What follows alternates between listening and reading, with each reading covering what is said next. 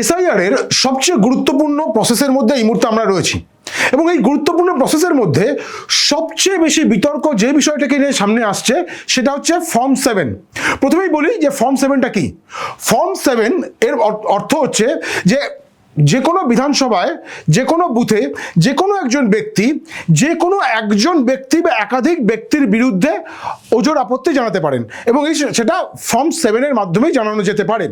বিভিন্ন রাজনৈতিক দলের যারা বিএলএরা রয়েছেন, BLA 1 বা BLA 2, তারা এই ওজোর আপত্তি ফর্ম 7 মাধ্যমেই জমা দিচ্ছেন।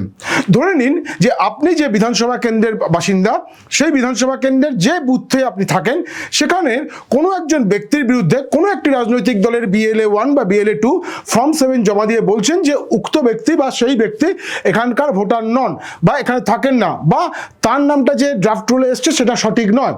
এই আপত্তিজনক বা আপত্তি জানিয়ে যে কেউ এটা জমা দিতে পারেন। সেটা আপনি ব্যক্তি হিসেবেও কিন্তু কোনো একটা নাম যদি খুঁজে পান আপনিও জমা দিতে পারেন।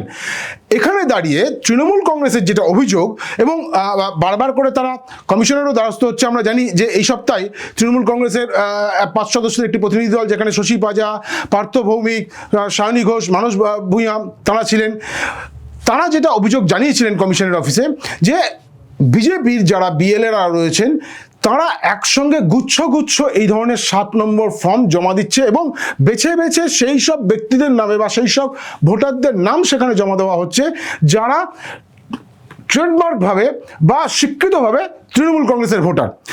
অর্থাৎ বিজেপি ইচ্ছাকৃতভাবে তৃণমূল কংগ্রেসের স্বীকৃত ভোটারদের নাম ফর্ম 7 আকারে জমা দিয়ে তাদের নামটা বাদ দেওয়ার চেষ্টা করছে, যেটা ইসিআই অর্থাৎ তৃণমূলের যেটা অভিযোগ যে ইসিআই সেটাকেই মান্যতা দিয়ে তৃণমূলের এই ভোটারদেরকে নাম কেটে দেওয়ার একটা চক্রান্ত করছে। ফলে এটা একটা বড় সমস্যা হয়ে দাঁড়িয়েছে। ইসিআই থেকে বা কমিশনের পক্ষ থেকে এই বিষয়ে একটা ক্ল্যারিফিকেশন দেওয়া হয়েছে। যে অভিযোগ তৃণমূল কংগ্রেস করছে বা অনেক ক্ষেত্রে বা দু একটা ক্ষেত্রে বলা যেতে পারে যে বিজেপিও এই ধরনের অভিযোগ করেছে, সেই বিষয়ে একটা ক্ল্যারিফিকেশন ইলেকশন কমিশনের পক্ষ থেকে দেওয়া হয়েছে। যে ক্ল্যারিফিকেশন দেওয়া হয়েছে সেখানে পরিষ্কার বলা হচ্ছে যে একজন ব্যক্তি তার নির্দিষ্ট বুথে সর্বাধিক 10টা ফর্ম 7 জমা দিতে পারেন।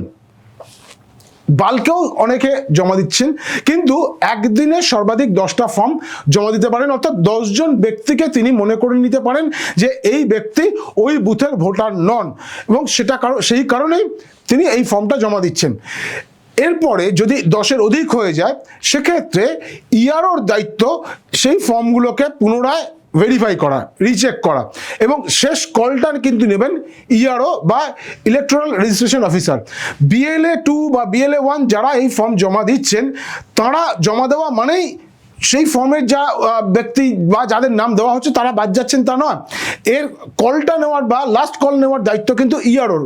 অর্থাৎ ইআরওই কিন্তু শেষ কল নিয়ে জানাবেন যে এই নামগুলো থাকবে কি থাকবে না। সেক্ষেত্রে তিনি যে নাম জমা পড়েছে সেই নামের ব্যক্তিকে ডেকে পাঠাতে পারেন, আরও একবার ভেরিফিকেশন হতে পারে, তার যে ডকুমেন্টেশন আছে সেই ডকুমেন্টসগুলো দেখবার জন্য তিনি ডাকতে পারেন, সেগুলোও হতে পারে, কিন্তু শেষ সিদ্ধান্ত ইআরওই নেবেন।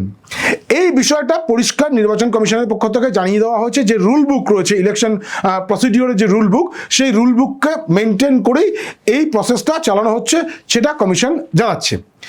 এর পাশাপাশি আরেকটা গুরুত্বপূর্ণ খবর যেটা আমরা সূত্র মারফত জানতে পাচ্ছি, যে আপনারা অনেকেই জানেন এই এসআইআর প্রসেসের আগেও একটা বড় ঘটনা ঘটেছিল, যেক্ষেত্রে রাজ্যের 2টো বিধানসভা কেন্দ্র, একটা হচ্ছে ময়না এবং আরেকটি বারুইপুরের, এই 2 বিধানসভা কেন্দ্রের 4 জন প্লাস একজন ডাটা এন্ট্রি অপারেটর, মোট 5 জন আধিকারিকের বিরুদ্ধে ব্যবস্থা গ্রহণ করার নির্দেশ পাঠিয়েছিল ইলেকশন কমিশন অফ ইন্ডিয়া এবং সেই নির্দেশ সরাসরি জানানো হয়েছিল সিইও দপ্তরকে এবং সিএসের দপ্তরকে, অর্থাৎ মুখ্য সচিবের দপ্তরকেও সেটা জানানো হয়েছিল, যেখানে বলে দেওয়া হয়েছিল যে সরকারি আধিকারিক 4 জন এবং তার সঙ্গে সঙ্গে একজন ডাটা এন্ট্রি অপারেটর, এদের বিরুদ্ধে এফআইআর করা হোক।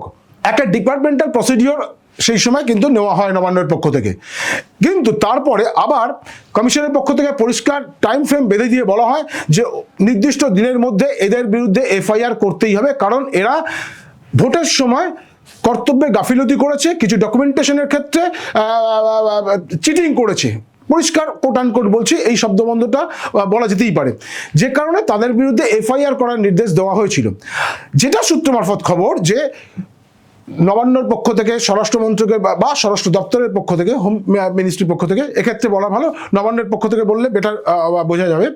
নবান্নের পক্ষ থেকে ইলেকশন কমিশন অফ ইন্ডিয়াকে একটা চিঠি দেওয়া হয়েছে, যে চিঠিতে বলা হয়েছে যে রাজ্যের অ্যাডভোকেট জেনারেলের সঙ্গে নবান্ন এই বিষয়ে কথাবার্তা বলেছে এবং কথাবার্তা বলার পরে তারা মনে করেছে যে রাজ্য সরকার ইতিমধ্যেই এই মানুষগুলোর বিরুদ্ধে যে ব্যবস্থা গ্রহণ করেছে সেটা সমীচীন, সেটা যথার্থ।